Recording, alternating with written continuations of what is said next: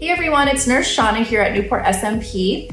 Today I want to discuss a topic that's really important to consider if you're thinking about moving forward with the SMP process. And that is, if you get SMP done, what happens if you continue to lose more hair over time? Now, the most important thing and the number one thing for you to do is make sure you're on a preventative program for your hair loss.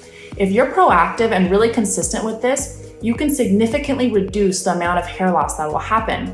And this is also really important to consider in your research phase when you're searching for hair loss solutions specifically pertaining to hair transplants. Because with hair transplants, they charge per graft, which means they charge per hair. This is why it's so important to keep as much of your existing hair as possible and to be on a preventative program.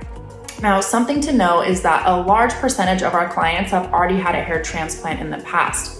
And the reason that the doctor will take from the sides and the back of the head when extracting the hair follicles from the donor site is that those hairs are not susceptible to hair loss due to the DHT levels.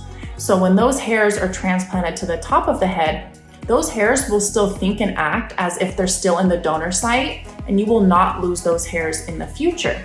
But what's important to remember is whatever hairs you had before the hair transplant, you will still continue to lose those hairs over time. This is why it's so imperative to make sure you're on a preventative program for your hair loss, because SMP will truly look its absolute best the more existing hair you already have to work with. So something else to consider is that SMP will gradually fade over time and hair loss is progressive. For most people, hair loss isn't something that just happens overnight. It's a gradual process.